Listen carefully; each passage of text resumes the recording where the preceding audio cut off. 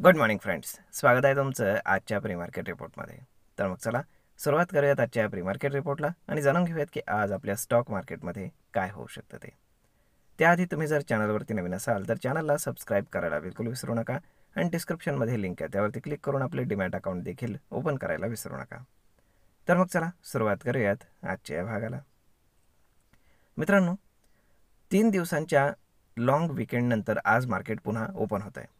आता या विकेंडमध्ये खूप काही घडून गेलेलं आहे. सगळ्यात पहिली म्हणजे पंतप्रधान नरेंद्र मोदी यांनी 15 ऑगस्टला लाल किल्ल्यावरनं खूप साऱ्या मोठमोठ्या घोषणा केलेल्या आहेत की ज्या मार्केटसाठी खूप पॉझिटिव्ह आहेत. आता त्या सांगण्याची काही गरज नाही, कारण जनरली आता 2-3 दिवसांमध्ये ते सगळ्यांनाच माहीत झालेलं आहे. जसं की GSTमध्ये रेट कट होणार आहे, त्यानंतर दिवाळीमध्ये ते बूस्टर डोस देणार आहेत, प्लस जे नवीन लोक काम करतील, कामाला लागतील तर त्यांना 15,000 रुपये गव्हर्नमेंट देणार आहे. तर एकंदर हे सगळं पाहिलं तर हे कंपन्यांच्या दृष्टीनं फार चांगलं आहे. ओके, आणि त्यामुळेच ते स्टॉक मार्केटच्या दृष्टीनं सुद्धा एक गुड न्यूज आपण म्हणू शकतो. तर मग आता ही झाली आपण म्हणतो लोकल गोष्ट. प्लस इंटरनॅशनली जर पाहिलं तर जो सगळ्यात मोठा इव्हेंट होता की ट्रम्प आणि पुतिन हे एकमेकांना भेटणार होते, ते फायनली भेटलेले आहेत. भलेही त्यातनं फार काही कन्क्ल्युजन निघालेलं नसलं तरी ती मीटिंग काही फार वाईट झालेली नाही आहे. ओके, त्यानंतर आपल्यावरती जे काही टॅरिफ्स लावण्यात आलेले आहेत तर त्याबद्दल त्यांना विचारण्यात आलं, तेव्हा त्यांनी सांगितलं की एक 2-3 आठवड्याचा वेळ आहे आणि त्यामध्ये आम्ही विचार करून ते ठरवू. आता साहजिकच जरी काढायचे असतील तर ते एवढे इमिजिएट काढणार नाहीत, कारण शेवटी त्यांच्या आपण काय म्हणतो की इमेजचा पण प्रश्न असतो, तर ते एवढं इझी नाही आहे.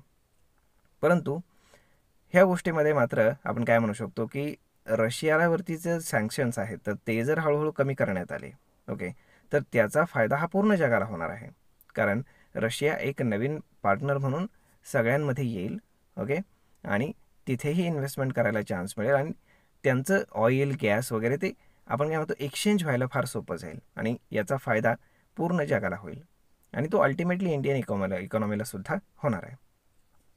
तर अशा पद्धतीने जर पाहिलं तर एकंदर सगळे गुड ट्रिगर्स हे एकदमच एकाच वेळेस आलेले आहेत आणि त्यामुळे गिफ्ट निफ्टी इंडिकेट करतं आहे की मार्केट साधारण 250 पॉईंटच्या आसपास गॅप अप ओपन होईल. तर होप सो 6 आठवडे सलग मार्केट पडल्यानंतर लास्ट वीकमध्ये जेव्हा गुरुवारी मार्केट बंद झालं तेव्हा मार्केट ग्रीनमध्ये क्लोज झालं होतं. तर मग आता हा जो येणारा आठवडा आहे हा मोस्ट ऑफ द टाईम ग्रीनमध्येच क्लोज होण्याची पॉसिबिलिटी आहे. ओके, आता मार्केट 250 पॉईंटच्या आसपास गॅप अप ओपन होतं आहे, तर मे बी एक रिट्रेसमेंट घेऊन मार्केट पॉझिटिव्हच क्लोज होऊ शकतं आणि मार्केट पॉझिटिव्ह मोडमध्येच राहू शकतं, अशी खूप हायली पॉसिबिलिटी आहे. आता जर आपण बऱ्याचशा गोष्टी पाहिल्या तर मोस्ट ऑफ द गोष्टी पॉझिटिव्हच आहेत. निगेटिव्ह गोष्टी आज फार कमी आहेत, त्यामुळे मार्केटला एक फार चांगला सपोर्ट मिळू शकतो आणि जे काही सिस्टममध्ये FIचे शॉर्ट्स आहेत मोर दॅन 90%, तर ते शॉर्ट कवरिंग ट्रिगर होण्याची पॉसिबिलिटी खूप हायली आहे.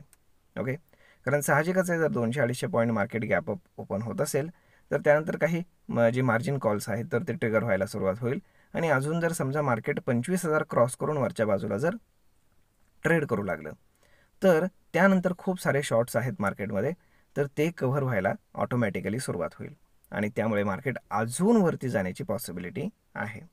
ओके, तर मग अशा पद्धतीनं मार्केटमध्ये सगळ्याच गुड न्यूज आहेत आणि होप सो सगळं काही चांगलंच झालेलं आहे आणि त्यामुळे आपल्याला एक चांगला गॅप अप पाहायला मिळतो आहे.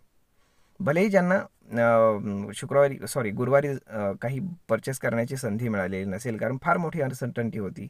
मे बी आज 250 पॉईंट मार्केट गॅप अप दाखवतं आहे, 250 पॉईंट गॅप डाऊनही दाखवू शकत होतं. ओके, तर या सगळ्या गोष्टींमुळे आपण पाहतो आहे की आता मार्केटमध्ये क्लॅरिटी आहे की टॅरिफ्स कसे लागणार आहेत, पुतिन आणि ट्रम्प यांच्यात काय झालेलं आहे, प्लस इंडियन गव्हर्नमेंट कसं आपण काय म्हणतो की इकॉनॉमीला बूस्ट देण्याचा प्रयत्न करते.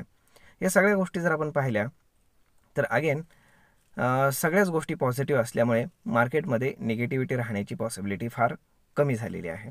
ओके, त्यामुळे एक चांगली रॅली आपल्याला इथून पुढे पाहायला मिळण्याची शक्यता आहे.